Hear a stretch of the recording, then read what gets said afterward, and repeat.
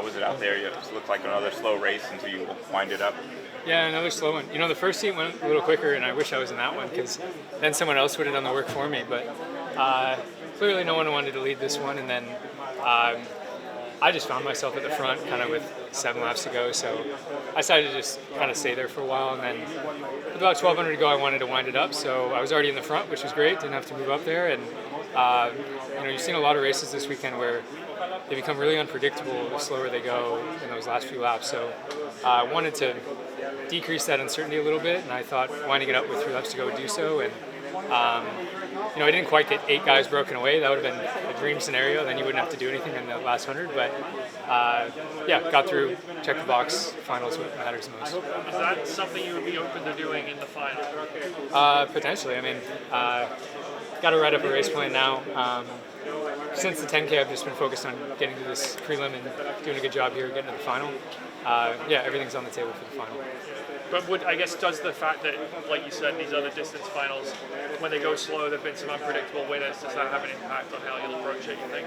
Potentially. I mean, best case scenario is someone else decreases the uncertainty for me. But you can't always count on someone else to execute your race plan for you. So everything's on the table.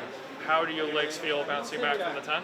Pretty good, actually. We didn't run that hard in the 10. It was just hot, and then we kicked hard the last lap, and my legs weren't good enough for that. But a 10K where you run hard from the gun just beats you up so much more than what we did. So I think everyone doubling back probably feels a little better than they expected because I think most people were expecting like a low 27s race out of that, and we got almost 29 minutes out of it. So I feel pretty good.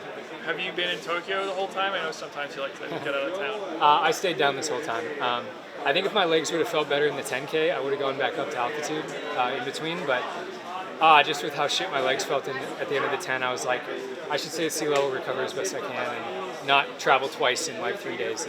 I don't think it was worth it to do that, so I just stayed here. Right, Jakob is still dealing with some injuries. Laros is out. Are you feeling like the favorite going into the final? I don't think anyone's a favorite going into the final. Like I said before, there's a lot of unpredictability this meet, so I think everyone should go in thinking anyone can win because anyone can. The U.S. had a really great meet at the Olympics last year in the men's distance events. Not so much this year, no medals so far. You guys have a last shot at it in 5K. Do you feel any extra pressure to sort of get a medal and make sure the U.S. comes home with something? I feel pressure from myself to put on a good performance, to represent the U.S. well. It was fun at the Olympics that everyone was rolling, everyone was feeling good and doing well. But looking back at the Olympics, I most remember my performances. To be honest, I think everyone would feel that way. So I think coming away from this World Championship, no matter what happens across the board, I'm going to remember how I do. So this is an individual sport at the end of the day. I love representing my country, and I love it when everyone's doing well. But at the end of the day, I'm going to remember how I did here. Thanks, Ron. Yeah, thanks, guys. Yeah, thank you.